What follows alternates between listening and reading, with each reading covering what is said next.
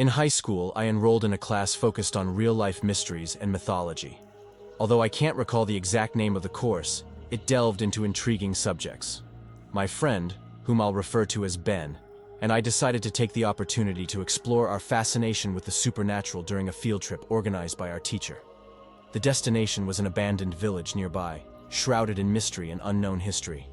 As our bus approached the village, we couldn't tear our eyes away from the eerie sight. The dilapidated road, winding through dense forests, led us to a clearing where we disembarked.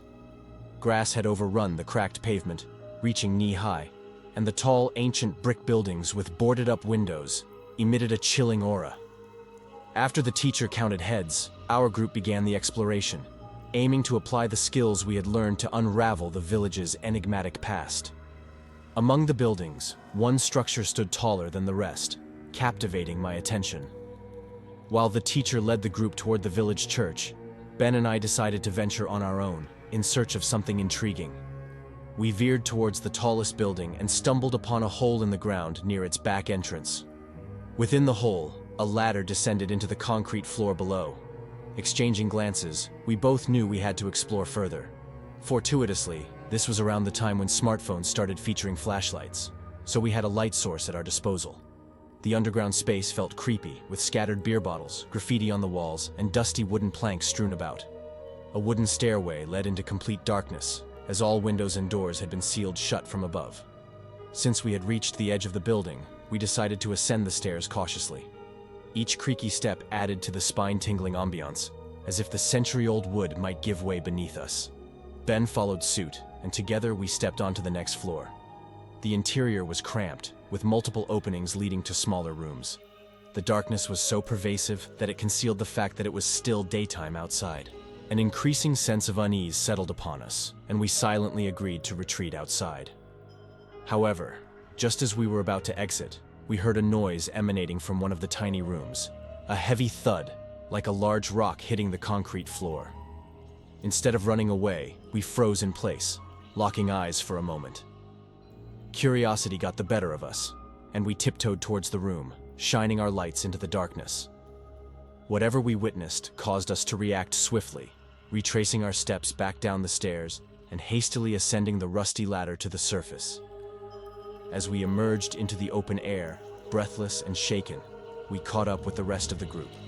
To avoid trouble, we kept our experience to ourselves, until a classmate inquired about our distress. Reluctantly, we confided in our classmate, recounting how we had sneaked into one of the buildings and encountered 3 individuals standing in a peculiar formation, mere feet away from the doorway. Their chilling presence unnerved us. As we continued to follow the group, we couldn't help but cast glances back at the tall building we had entered. Before departing, we glimpsed a face peering from one of the unboarded upper-level windows. We refrained from informing the teacher, fearing the consequences of our escapade. Speculations raced through our minds. Were those simply homeless people seeking refuge? Could they be hiding gang members? Ben ventured the most unsettling theory, that they were the ghosts of the village's former inhabitants. The image of those 3 figures, calmly and hauntingly staring at us the moment we peered into that room, remains etched in my memory. Despite the unsettling experience, I contemplate revisiting the village one day, perhaps to disprove Ben's ghostly notion.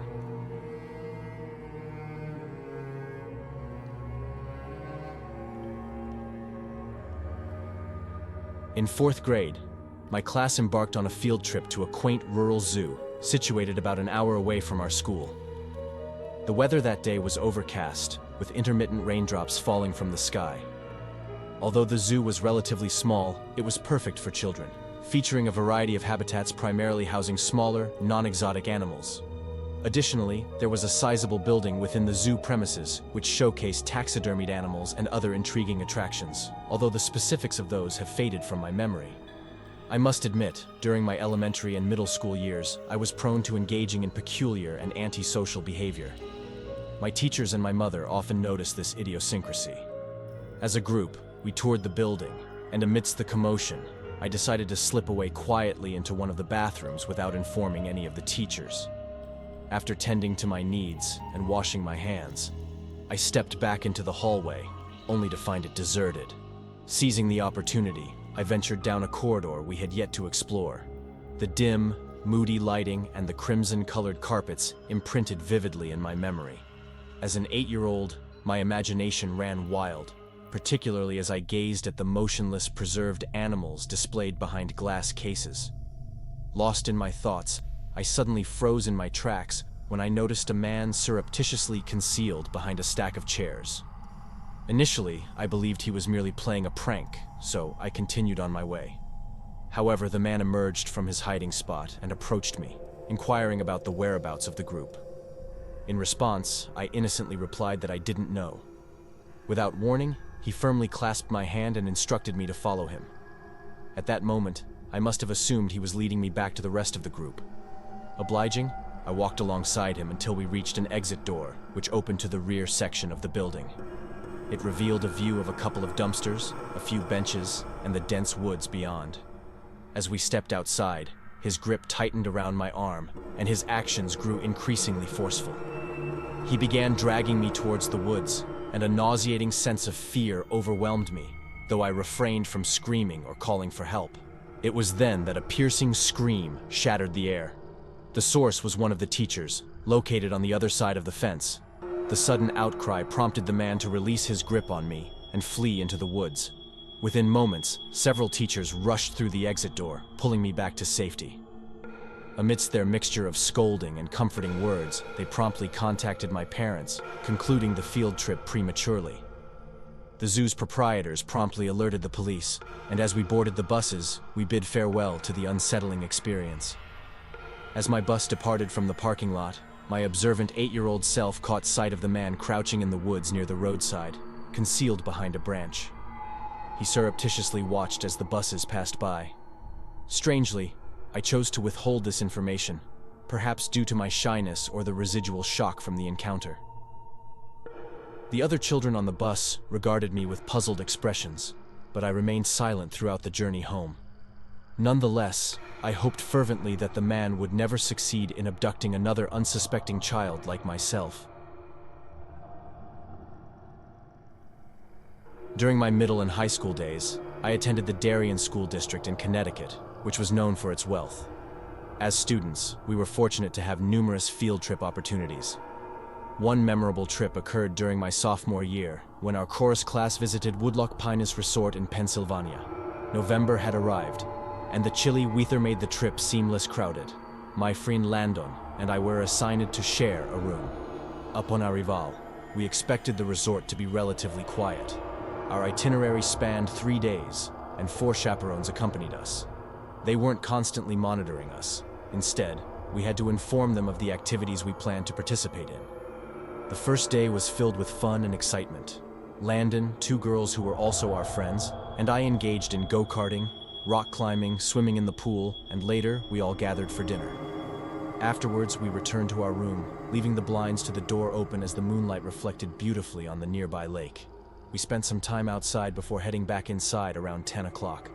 To our surprise, Landon suddenly screamed, causing me to jump in confusion. I turned my attention towards the door and was horrified by what I saw. A tall, gaunt, older woman with long, grayish hair. She pressed her hands against the glass, as if trying to see inside our room. Eventually, she walked away, leaving us bewildered. Landon looked at me, waiting for my reaction. Realizing something was amiss, we both sprang up from our beds and hurried outside, hoping to catch a glimpse of the woman. However, despite our search, she had vanished. The cement trail that ran alongside the rooms stood empty, devoid of any people. No one was on the surrounding grass or walking down the hill. Yet, we were certain we had seen the woman, confirming that we weren't hallucinating. The following day, we didn't share our eerie encounter with the chaperones, but we confided in the 2 girls who were our friends. Nightfall arrived once again, after a day packed with activities. This time, we closed the blinds and secured the back door before settling in for the night. Landon drifted off to sleep before me. Approximately half an hour later, I abruptly woke up to an unsettling silence. Unsure of what had disturbed my sleep, I sat up and whispered Landon's name. Receiving no response, I turned to my left, attempting to catch a glimpse of him. However, my view of the other bed was obstructed by something. I glanced upward and was met with the sight of the tall old woman looming over my bed. Startled, I froze in place, my entire body trembling. The woman took 2 steps back and uttered, "Your back door was unlocked." Then, she turned and exited the room. I mustered the courage to wake Landon and relayed the unnerving incident to him. We locked the back door, closed the blinds once more, and agreed to stay awake for the remainder of the night. It was already 4 a.m., so we wouldn't lose much sleep. By 8 o'clock, we headed to the dining hall for breakfast. Returning to our room building, ready to inform the chaperones about our experiences, we noticed the old woman through the glass in the adjacent room. There she sat, hands folded, sitting upright, facing the door, facing us. Alarmed, we promptly ran to the front desk in the lobby, seeking assistance from the resort staff instead of our chaperones. The situation perplexed the staff members, who appeared uncertain about how to handle it. Eventually, we convinced them to accompany us to the woman's room. Upon entering, they found her still seated in the same position, accompanied by an older man on the other bed. The man seemed mentally absent, and there was an indescribable, unsettling vibe emanating from him. These were not the kind of people one would expect to encounter at a family-friendly resort. However, despite our hopes, the staff decided not to evict them. Disappointed, we shared the unsettling events with our chaperones. Following extensive discussions and disputes between the chaperones and the staff, it was ultimately decided to cut the trip short. We all returned home, relieved to leave the resort behind. Landon and I, along with the other students, were simply grateful to escape that unsettling environment. The experience left a lasting impression on us, reminding us to remain cautious, even in seemingly safe settings.